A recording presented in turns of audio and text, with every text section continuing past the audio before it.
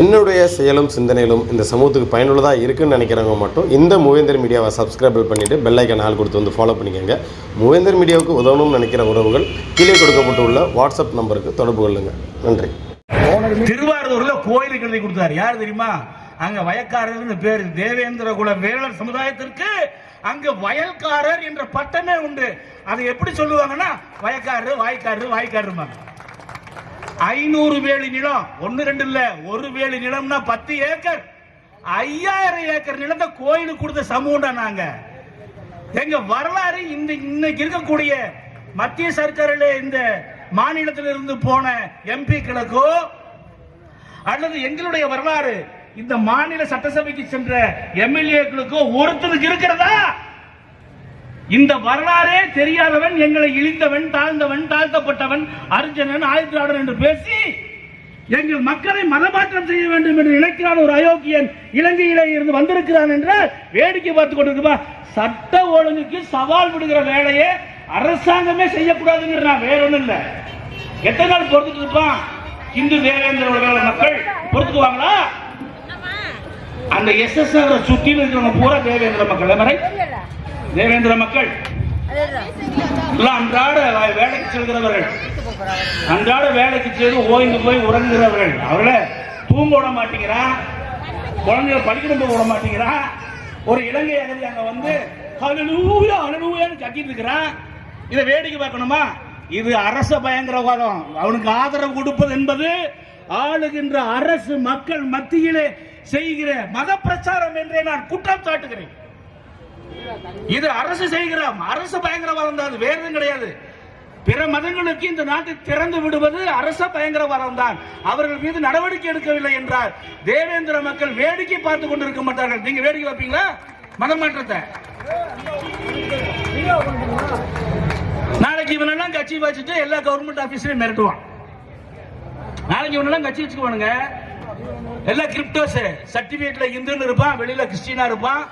நான் லீகலா நான் வந்து இந்துங்க, ரெக்கார்டபுளா நான் இந்துங்கன்னு வெக்கம் இல்லாம சொல்லுவான். அப்புறம் இவன் ஒரு அரசியல் கட்சி ஆரம்பிச்சுட்டு தாழ்த்தப்பட்டவர்னு சொல்லிட்டு நாளைக்கு இவனெல்லாம் வந்து ரிசர்வ் துறையில் இன்னொரு எம்பி எம்எல்ஏ ஆயிட்டு அவனுக்கு 4 பேர் கொலை பிடிச்சிட்டு அவன் 4 பேர் வந்து நின்றுட்டு கவர்மெண்ட் ஆபீசர்ஸ் மிரட்டுறது. எல்லாரும் ஒரு நாளைக்கு வேடிக்கை பார்ப்பான். அப்புறம் மார்க்கோஸ் நிலைமை தான். மார்க்கோஸ் நிலைமை தெரியுமா? பிலிப்பைன்ஸ் நாட்டினுடைய சர்வதிகாரியாக இருந்து ஆட்சி செய்து கொண்டிருந்தான் மார்க்கோஸ் என்பவன். 40 ஆண்டு காலங்கள் சர்வதிகாரியாக இருந்து அந்த நாட்டை கொள்ளையடித்தான். மக்கள் மத்தியிலே புரட்சி வெடித்தது. ஆயுதம் தாங்கிய போராளியாக பிலிப்பைன்ஸ் நாட்டிலே மாறினார்கள். அதனுடைய விளைவு மார்க்கோஸ் வீட்டிலே ஒரு குஞ்சு குழந்தை கூட உயிரோடு இல்லாமல் நடுரோட்டிலே போட்டு கொன்றார்கள், துப்பாக்கியால் சுட்டு கொன்றார்கள். அந்த நிலை வந்துடக்கூடாதுங்க தமிழ்நாட்டில். நாங்கெல்லாம் ஜனநாயகத்தை விரும்புறோம், ஜனநாயக போராளியா இருக்கிறோம். அது மாதிரியான அசிங்கம் இந்த நாட்டிலே நடந்துவிடக் கூடாது என்று ஆட்சியாளருடைய பாதங்களை பிடித்து கதறுகிறோம். புரிந்து கொள்ளுங்கள், நிலைமை மோசமா போயிட்டு இருக்கு. புரிந்து கொள்ளுங்கள், நிலைமை ரொம்ப மோசமா இருக்கு. நாங்க இப்பவும் கேட்கிறோம், எந்த கட்சி தேர்தலில் போட்டியிடுகின்ற பொழுது தேவேந்திர குல வேளாளர்களை பட்டியலில் இருந்து வெளியேற்றுவோம் என்று ஓபன் டேரா தைரியமா ஓபனா தேர்தல் அறிக்கையில வெளியிட சரி உயிரை கொடுத்து அந்த கட்சியை நாங்க ஜெயிக்க வைப்போம், உயிரை கொடுத்து அந்த கட்சியை ஜெயிக்க வச்சிருவோம் சாமி. தேர்தல் அறிக்கையா கொடுங்கிறான். ரைட்டுங்க தலைவன், கனகராஜ் தலைவர் கரெக்டுங்களா? தேர்தல் அறிக்கையில் தேவேந்திர குல வேளாளர்களை பட்டியலில் இருந்து வெளியேற்றுவோம் என்று திமுக சொன்னாலும் சரி, அண்ணா திமுக சொன்னாலும் சரி, காங்கிரஸ் கட்சி சொன்னாலும் சரி, கம்யூனிஸ்ட் கட்சி சொன்னாலும் சரி, எங்க மருத மக்கள் கட்சிக்கு எப்பவுமே அந்த இலக்கு உண்டு. நாங்க எப்பவுமே அதுக்காக போராடுறவங்க. ஆனா இத்தனை கட்சிகளும் கூட்டணி சேர்ந்து இந்த நாட்டை ஆண்டு கொண்டிருக்கிறார்கள். நீங்க உங்களுடைய தேர்தல் அறிக்கையில தேவேந்திர குல வேளாளர்களை பட்டியலில் இருந்து வெளியேற்றுவோம் என்று அறிக்கையில் ஓபனா நீங்க அறிவிச்சிட்டீங்கனால இந்த தமிழ்நாடு முழுவதும் 30 மாவட்டங்களில் இந்த மடாதிபதி இறங்கி வேலை செய்வாங்க. எங்க மக்களும் உயிரை கொடுத்து வேலை செய்வாங்க. இதற்காகத்தான் இந்த கூட்டம். பட்டியல் வெளியேற்றம் என்பது ஏதோ சீசன் பிச்சைக்காரன் கொஞ்சம் பேர் இருப்பாங்க. சீசன் எலெக்ஷன் டைம் வந்ததுன்னா ஒரு கூட்டத்தை கூட்டி ஒரு கூட்டத்தை காட்டி ஒரு சீட் 2 சீட் வாங்கிட்டு கொஞ்சம் பணத்தை வாங்கிட்டு ஒதுங்கிடுவான். அப்படி இல்ல கனகராஜ் பாண்டியனார் அவர்கள், இது கொள்கை, கட்சியுடைய கொள்கையே தான். கனகராஜ் பாண்டியனுடைய கொள்கை என்ன? இந்த மக்களை மானமிகு மக்களாக, இந்த மக்களை தேவேந்திர குல வேளாளர்களை வரலாறு உள்ள மக்களாக, மண்ணின் மைந்தர்களாக, சேர சோழ பாண்டிய மரபிலே வந்தவர்களாக உலகுக்கு அறிவிக்க வேண்டும் என்றால் பட்டியல் வெளியேற்றம் நடந்தே ஆக வேண்டும் என்று அவர் கங்கணம் கட்டி கொண்டு வேலை செய்கிறார். இல்லைன்னா இவ்வளவு இளைஞர்கள், இவ்வளவு தாய்மார்கள், இவ்வளவு பெண்கள் இங்க குடியிருக்க மாட்டாங்க. நான் ஒன்ன சொல்லுகிறேன், நாங்க இவ்வளவும் பேசுவோம். எங்க சமுதாயம் எப்படிப்பட்ட மிலிட்டன்சி சமுதாயங்கிறது எல்லாத்துக்கும் தெரியும். தேவேந்திர குல வேளாளர்னா சும்மா இல்ல, ஏறும் போரும் எங்கள் இன தொழில். ஆனா அறத்துக்கு நேரா இருப்போம், நீதி நேர்மைக்கு நேரா மட்டுமே தான் நாங்க நடந்துக்குவோம். இந்த கள்ளச்சாரம் அமைக்கிறது, டபுளிங் வேலை பண்றது, கண்ணக்கோல் போடுறது, ஓட்ட பிரிச்சு இறங்கிறது, கொள்ளை அடிக்கிறது, இதெல்லாம் எங்களுக்கு தெரியாது. எங்களுக்கு தெரிஞ்சதெல்லாம் உழவு உழவு உழவு. சேற்றுக்கால் செல்வர்கள், சென்னல் முதல்வர்கள், ஆற்றுக்காலில் எழுந்தருளியவர்கள், ஆற்றுக்காலில் எழுந்தருளி ஊற்றுக்காலாய் உலகத்து உயிர்களுக்கு உணவளிக்கும் ஒரே உத்தம இனம் இந்த தேவேந்திர இனம். இந்த இனத்திற்கு உண்டான மரியாதையை சட்ட ரீதியாக பெற்றுக் கொடுக்க வேண்டும் என்றால், அரசியல்வாதிகளே, உங்களை மீண்டும் மீண்டும் கேட்டுக்கொள்கிறோம், நீங்கள் எங்களுக்கு பட்டியல் வெளியேற்றத்தை செய்து கொடுக்க தமிழக அளவிலே. மத்திய சர்க்கார் ரெடியா இருக்காங்க. மத்திய சர்க்கார் உங்கள்கிட்ட பரிந்துரை கடிதம் கேட்டு 3 வருஷம் ஆச்சு உங்களுக்கு தபால் அனுப்பி, இன்னைக்கு வரைக்கும் நம்ம ஸ்டாலின் ஐயா கண்டுக்கவே இல்லை. இப்ப எலெக்ஷன் 26ல வருது, நீங்க ஜெயிக்கணும்னு அக்கறை இருந்தால் இப்ப சேலஞ்ச் பண்ணி சொல்றேன், பட்டியல் வெளியேற்றத்தை நான் செய்து காட்டுவேன் என்று பரிந்துரை கடிதம் நீங்க கொடுத்தீங்கன்னா போது, அடுத்தது உங்க ஆட்சி தான். செய்வதற்கு ஸ்டாலின் ஐயா தயாரா இருக்கணும், எடப்பாடி ஐயா தயாரா இருக்கணும், எல்லா கட்சிக்காரும் தயாரா இருக்க, ஜோசப் விஜய் அவர்கள் கூட தயாரா இருக்கணும். நேற்று கட்சி ஆரம்பிக்கிற ஜோசப் விஜய் அவர்கள், அவரு கூட இந்த ஹர்ஜன்ஸை மதிக்கிறது இல்லை. நேற்று கட்சி ஆரம்பிச்சாருங்க ஜோசப் விஜய் நடிகர், அவரு கூட என்றான்னா ஹர்ஜன்ஸுக்கு எவனுக்கு போஸ்டே போடுறது இல்லை. காரணம் அவருக்கும் தெரியுது, இவங்களுக்கெல்லாம் போஸ்ட் போட்டோம்னா இவெல்லாம் எல்லா கவர்மெண்ட் ஆபீஸ்லயும் மிரட்டிட்டு தெரியுவான்.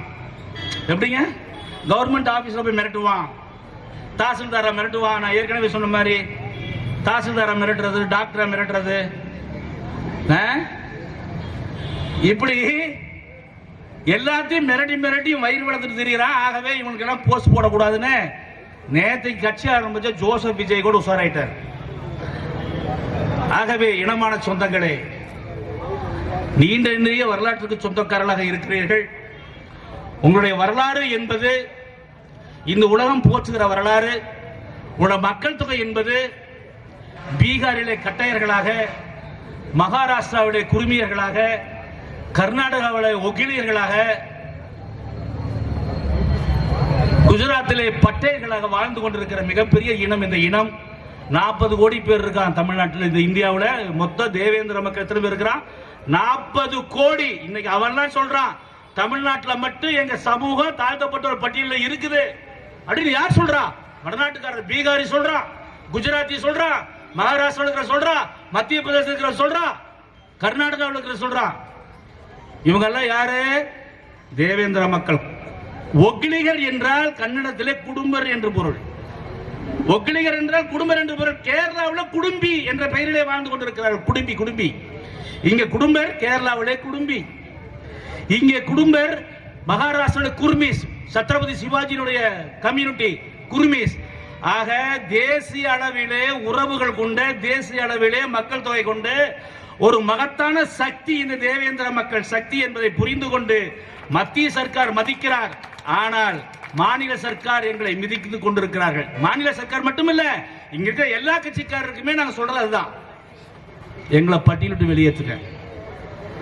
நாங்க அந்த மாதிரி வரலாறு உள்ளவங்க அல்ல. நாங்கள் நீங்க சொல்லுகிற தீண்டத்தகாதவர்கள் அல்ல. நாங்க ஒடுக்கப்பட்டவனும் அல்ல. நாங்க இந்த மண்ணை ஆண்டவர்கள். எல்லா கோவில்லையும் எங்களை எவனும் உள்ள கூட்டு போக முடியாது. நாங்க தான் கோயில் கட்டுறது நாங்க தான், கோயிலுக்கு பரிவட்டமும் நாங்க தான், ஆண்டவனும் நாங்க தான் என்ற பொழுது எங்களை எவனாவது கோயிலுக்குள்ள இழுத்துட்டு போனேன்னு சொன்னீங்கன்னா அங்கேயே நார கிழிச்சு தொங்கிட்டுருவோம். எங்களை எவனும் கோயிலுக்குள்ள கூட்டிட்டு போனேன்னு எவனும் சொல்லக்கூடாது. சொல்றான் அவர் இல்லைன்னா நீங்களாம் பேண்ட் போட்டிருப்பீங்களா? யாரு இந்த தந்தை நொந்தை பெரியார் ஒருத்தன் இல்லைன்னா நீ வேட்டி கட்டிருக்க மாட்டேன், நீ சட்டி போட்டிருக்க மாட்டேன், நீ பேண்ட் போட்டிருக்க மாட்டேன், நீ சட்டை போட்டிருக்க மாட்டேன், நீ படிக்க மாட்டேன். எட 500 வேலி நிலத்தை அசல்ட்டா தூக்கி கொடுக்குற எங்க பாட்ட தியாகி கோயிலுக்கு இவன் வந்து எங்களை வாழ வச்சான்.